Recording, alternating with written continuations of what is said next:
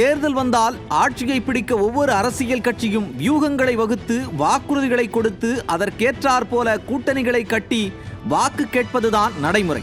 அந்த கூட்டணி கணக்குகள் கால சூழலுக்கு ஏற்ப ஒவ்வொரு தேர்தலுக்கும் மாறும். அதனால்தான் அரசியலில் நிரந்தர எதிரியும் கிடையாது, நிரந்தர நண்பர்களும் கிடையாது என்று அழுத்தமாக சொல்வார்கள். அந்த வகையில் திமுக சில கட்சிகளை ஒன்றிணைத்து கூட்டணியாக மட்டுமே எப்போதும் தேர்தலை சந்தித்து வருகிறது. தனியாக நின்று போட்டி போட திராணி இல்லாததால் தான் கூட்டணியை மட்டுமே திமுக எப்போதும் நம்பி இருக்கிறது என்று பலரும் சொல்வது வேறு கதை. ஆனால் கூட்டணி என்பது தேர்தலுக்கான ஒரு யுக்தி என்பதுதான் யதார்த்தம். அதனால்தான் எதிர்க்கட்சியான அதிமுகவும் குறுகிய கால செயல் திட்டத்துடன், அதாவது திமுக எதிர்ப்பு என்ற புள்ளியில் பல கட்சிகளை ஒருங்கிணைத்து கூட்டணி கட்டி இந்த தேர்தலில் போட்டியிட தயாராகி வந்தது. அதன் ஒரு பகுதியாக அதிமுக பாஜக கூட்டணியில் மேலும் சில கட்சிகளை இணைக்க முயற்சி மேற்கொள்ளப்பட்டு வந்த நிலையில் அதிமுக பொதுச் செயலாளர் எடப்பாடி கே பழனிசாமியை சென்னையில் பாமக தலைவர் அன்புமணி நேரில் சந்தித்து கலந்து பேசி அதிமுக கூட்டணியில் பாமக இணைந்து விட்டதாக அதிகாரப்பூர்வமாக அறிவிப்பும் வெளியாகி இருக்கிறது. ஏற்கனவே தன் கட்சிக்காரர்களின் அட்டூழியம் தாங்காமல் தூக்கம் தொலைத்த திமுக தலைவர் ஸ்டாலின் இனி அதிமுக கூட்டணியை பற்றி கவலைப்பட்டு தூக்கம் தொலைக்கப் போகிறார்.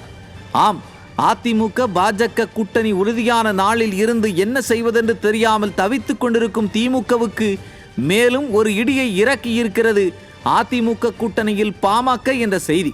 திராவிட மாடல் என்று சொல்லி மக்களை ஏமாற்றி ஆட்சிக்கு வந்த திமுகவை 2026 சட்டமன்ற தேர்தலில் வீட்டுக்கு அனுப்ப ஆவண செய்து கொண்டிருக்கிறார் அதிமுக பொதுச் செயலாளர் எடப்பாடி கே பழனிசாமி.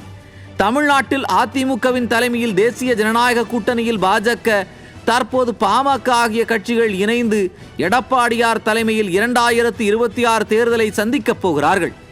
இந்த கூட்டணி அறிவிப்பு வெளியான உடனே அதிமுக தொண்டர்கள் உற்சாகத்தோடு அதற்கான பணிகளையும் தொடங்கிவிட்டனர். ஆனால் திமுகவிற்குத்தான் என்ன செய்வதென்றே தெரியாமல் அச்சத்தில் உறைந்து போயிருக்கிறது.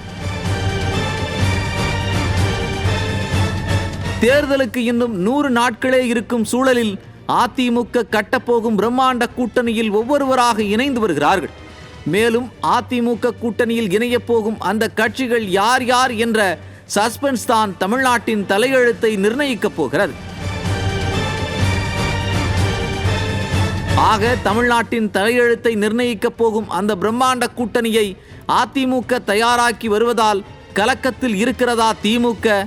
அதிமுக கூட்டணியில் பாமக இணைந்த செய்தி திமுகவை அசைத்து பார்க்க தொடங்கிவிட்டதா? தேர்தல் களத்தில் முன்னேறுகிறதா அதிமுக? திமுக ஆட்சியை இழப்பது உறுதியாகிக் கொண்டே இருக்கிறதா? இனி திமுக என்னதான் பாதிப்புகளை சந்திக்கப் போகிறது என்று விரிவாக பேசுகிறது இன்றைய நியூஸ் ஜே உரிமைக்குரல் நிகழ்ச்சி.